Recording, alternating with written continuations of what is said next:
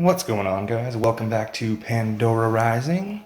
Well, the Sacred Site event's coming up and people are eager. We're doing war prep right now.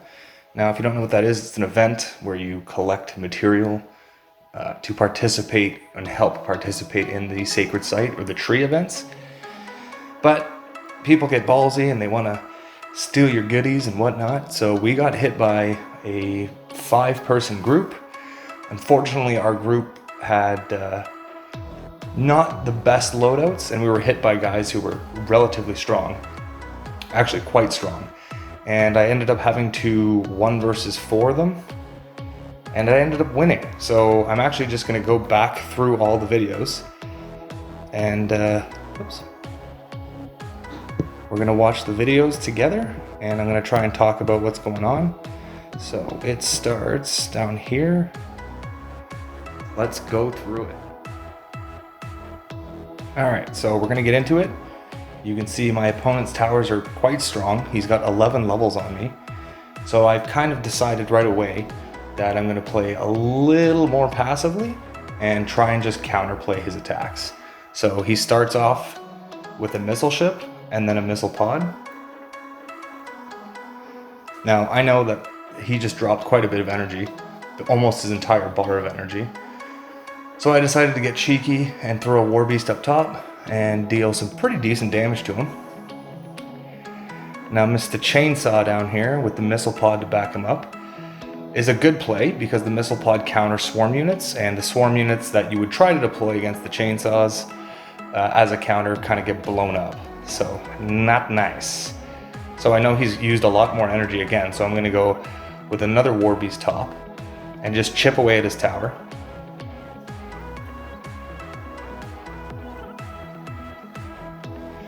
War Beast just not giving a single F, smacking his face into that tower, and there's 1 tower down. So from here on out, it's mostly like just hard defense. I do try and keep a little bit of pressure up just to force him to use cards that don't pair well together or out of sync of each other. So we got another Mr. Angry Chainsaw amp running down. So I play my Viper Wolf Den into it. Now he does have a Grenadier coming up, so I figured I'd play the Guardian and try and get the aggro, but doesn't matter. He wasted his energy by shooting a rocket over there anyways.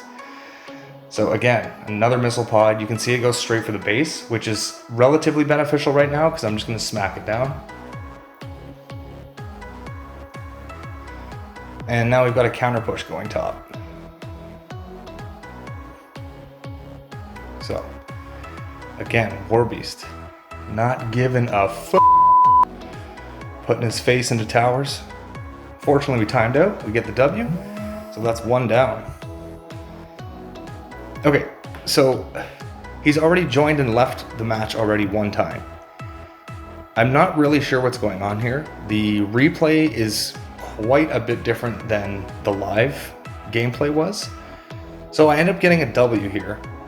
But you're going to see what I mean by trippy gameplay.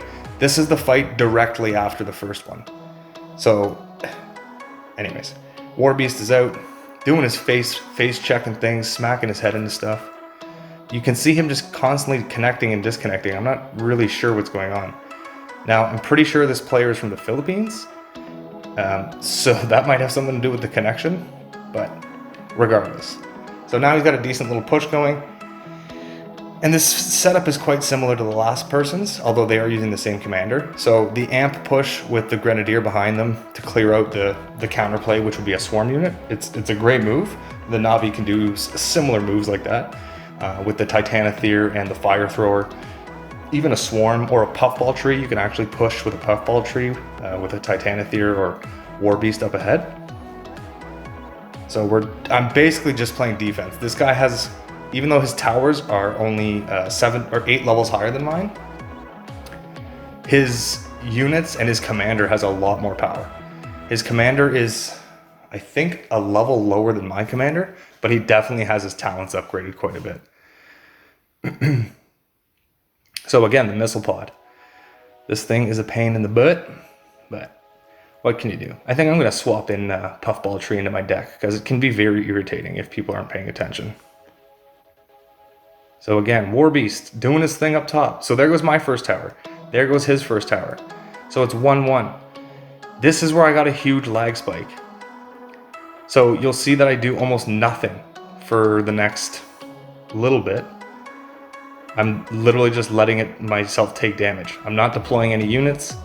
Still lagging, still lagging. There we go. See, now when I came back to this, that is not where my main base's health was. So I think he's having a huge connection issue, or there's some latency issue going on, because when we get into the next battle, you'll see. Take note real quick. My base's health is at 508. So it's basically one little push away from being dead. Here we go. See, I don't know why I would deploy a pack of wolves there. I would have pushed them further up if I was going to counter push. Okay, you'll see here. 104 health now. 10 seconds. And I get his tower. We're going to go directly into the next battle. But I only had 100 health left on my main tower. Now, you can't heal in the middle of a rally. So this is where I'm confused. And it says I only lost 55% of my health, which is not the case when you have 100% or 100 health left on your main building. But anyways, I'll take a win. But let's go into this one and take a look at my base's health now. All right, here's the next battle up. So my base went from 100 health to full health. Like I said, that last game, in real time, I was having some serious lag issues and lag spikes, and he was all over the place disconnecting. And when I was playing against him, he wasn't touching my base. And here we are, it's at full health again. So anyways, I don't know if it's a coding issue, but just a connection issue. This one was kind of a stomp. Again, War Beast. My boy, the War Beast. Almost killing his base in one swoop. So we got our big Viper Wolf push going in. I surround his chainsaw amp with some more wolves. Yum yum. The Viper Wolves love snacking on chainsaw amps. Actually, all the amps really, except the flamethrower amp. And the Grenadier to counter the Viper Wolves. And I'm basically just going to ignore his push at this point. I think I might deploy another unit. Again, the missile pods. You know what War Beast does to missile pods? Kablam! Nah. Nah, fam. Oh, you got a turret over here too? Okay. Yep, he tried. He tried. And I tried too. But Aerostorm is not meant to take down buildings. That's okay. My puppy dogs will bite that thing to death. All right, so that's 3 wins in a row. Unfortunately, the rest of my rally was dead. There was actually 6 of us, or 5 of us. So we'll get into the last video and... All right, round 4. This is for the win. This is to defend the rally. So 5 attackers. And unfortunately / fortunately, I was able to fend off 4 of them. Barely, mind you. My top tower is just about dead. But you know how we do. Get the War Beast out. Start smacking people in the face. Clear the lane for them. That can backfire, that ability. What that can actually allow you to do is pile up more units where they've been like stopped. And it doesn't do incredible damage. So now that I've got his attention top, I start pushing bottom. My little Stingbat swarm putting in work.